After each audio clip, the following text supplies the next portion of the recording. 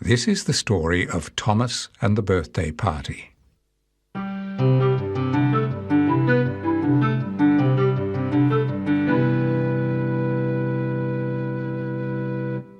One grey morning, Thomas, Percy and Toby were talking in the engine shed.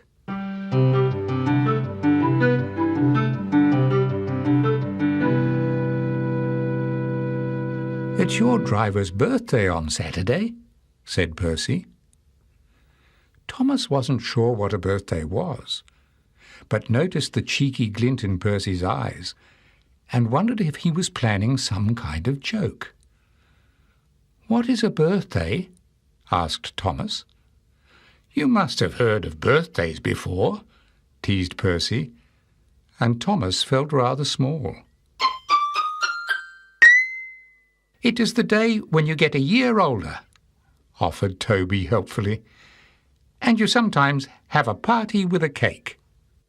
Thomas liked the idea of a party and wondered if his driver would be having one. At that moment the engines heard the crunch of footsteps on the gravel outside the shed. The fireman poked his head around the door. "Good morning, engines," he said. "You look wide awake already."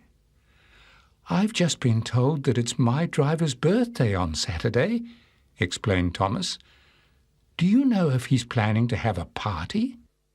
"I know that his wife is baking him a cake," said the fireman, "but I haven't heard of any plans for a party." Thomas's eyes lit up. "I wish I could see the cake," he said wistfully. "I've never seen a birthday cake before." "Well, why don't we give the driver a party at the station?" suggested Toby. "Yes," agreed Percy. "Then we could all see the cake." The fireman thought that this was a very good idea and went to ask the station master.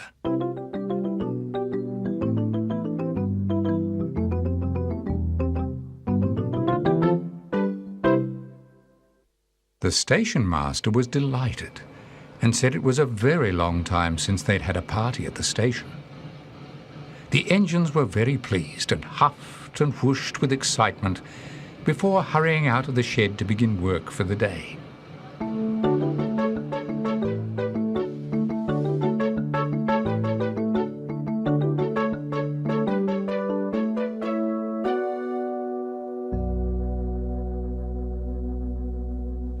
However, Thomas's face soon fell.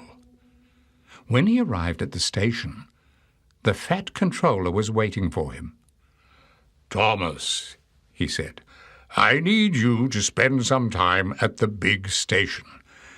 There are lots of trucks that need shunting in the yard, and I know you will do the job perfectly." Thomas tried not to look too upset, because he knew deep down that the fat controller had given him an important job to do. But how was he going to be able to prepare for the party, which was only 2 days away? Thomas left the station feeling gloomy.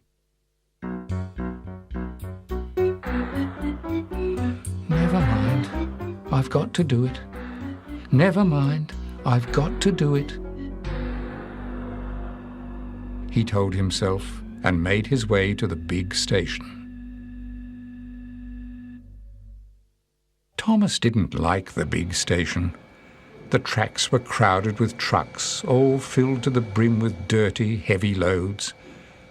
Planks of wood were being sent to the mainland for a new monkey house at the zoo, and some stone from the quarry was being taken to Rolf's castle at the other side of Sodor Island to stop one of the walls from falling down. Thomas knew that all of these things were important, but his mind was on the party for his driver.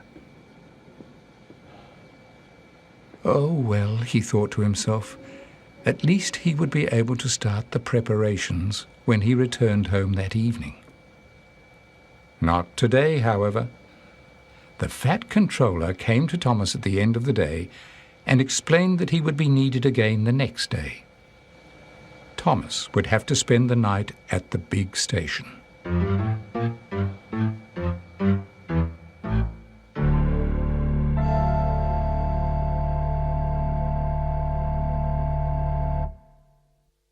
Poor Thomas. He didn't sleep a wink that night. The big engine shed wasn't nearly as cosy as his own shed, where he and Percy would usually talk for hours. In this shed, Gordon and Henry were very boring and went to sleep straight away. So Thomas was all alone in the darkness, trying not to listen to the many strange noises in the shed. But in trying not to listen, he found that he listened all the more, and even began to imagine some noises. The lights hanging from the ceiling were rusty and squeaked in the evening breeze, and Gordon was snoring so loudly that his boiler made a bubbly grunting sound. Thomas tried to whoosh some steam at him. But Gordon only muttered grumpily before snoring all over again. Thomas spent the rest of the night feeling miserable about the driver missing his party, and was pleased when the sky grew light outside and the day could begin.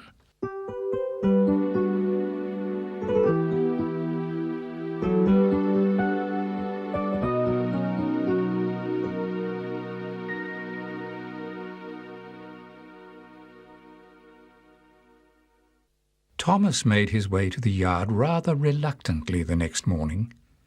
He nodded crossly at the trucks who were waiting to be shunted, wishing that they had their own engines to take them where they needed to go, so that he didn't have to do it.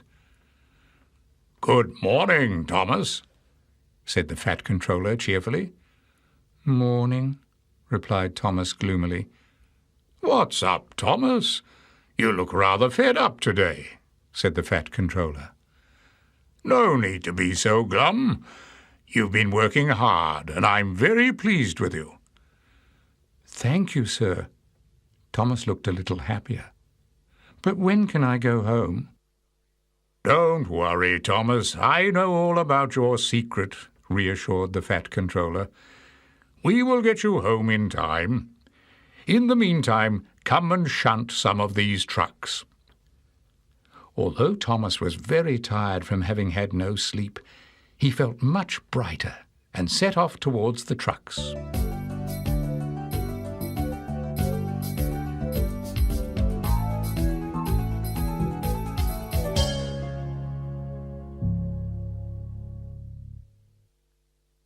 At long last, Saturday arrived, and everybody began preparing for the party. Percy and Toby provided helpful suggestions on how to decorate the engine shed, while the Porters and their children blew up balloons. "Look at this," said the station master. "My wife found it in a cupboard at home." He pulled a tube of paper out of his briefcase and unrolled it. "Wow!" cried the children. It was a huge banner with "Happy Birthday" written across it in bright colours. "Let's put it on the front of the shed," said the porter. But Percy and Toby thought it would be much more fun to hang it from the ceiling inside the shed, so that they could surprise Thomas and his driver when they arrived and opened the doors. The station master agreed that this was a good idea, so he climbed the ladder to put it up.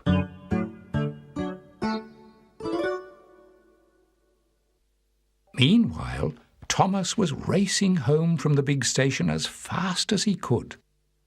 "Mustn't be late, mustn't be late," he puffed to himself.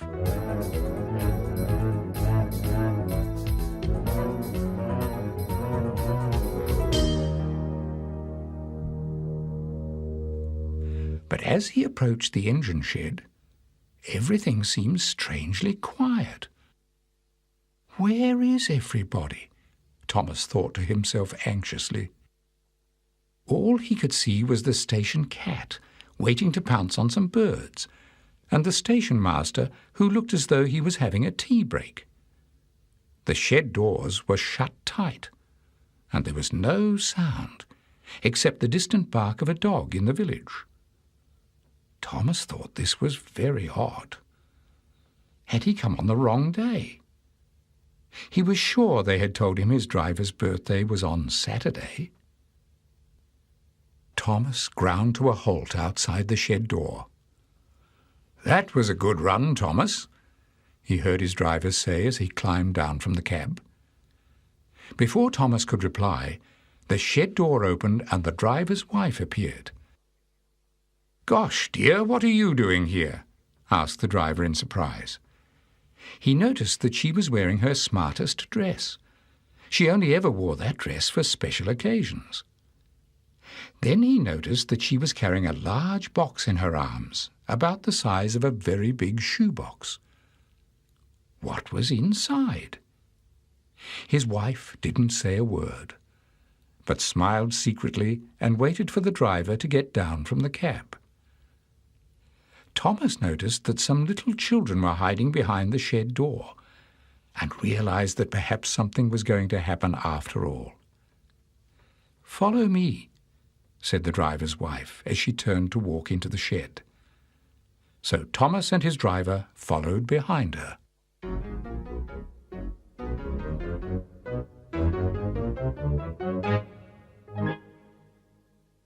It was very dark when they got inside the shed, and Thomas couldn't see where he was going. Then suddenly the lights flashed on, and a loud chorus shouted, "Surprise!" The driver couldn't believe his eyes.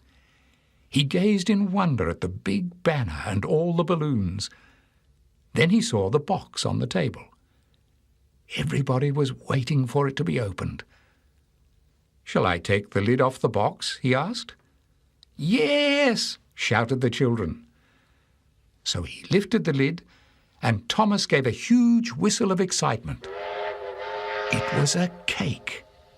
But it was no ordinary cake. "It's me! It's me! The cake looks just like me!" he cried happily. Sure enough, a Thomas cake with lots of blue icing stood on the table. It even had a candle poking out of the funnel. "It looks far too good to cut," said the driver. But he did. And as he did so, everybody sang "Happy Birthday."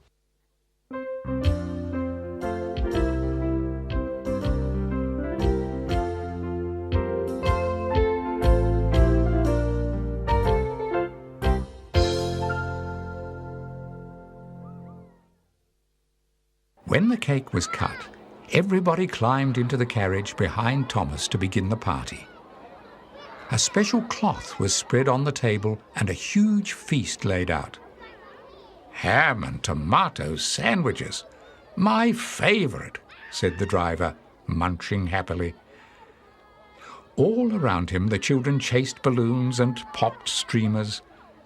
Party whistles hooted and sweet wrappers rustled. Young Pip, the porter's son, was so excited that he dropped strawberry jelly behind one of the seats. But the driver said that as it was his birthday, he wasn't cross. They could clean it up tomorrow. After eating all of the cake and playing lots of party games, everybody was exhausted. Poor Clarabelle hadn't had so many people on board for a very long time, and her wheels were quite sore. "That was the nicest birthday I've ever had," said the driver. "I've eaten so much cake that I won't be able to do up the buttons on my jacket tomorrow." Thomas was happy too. At long last he had been to a birthday party.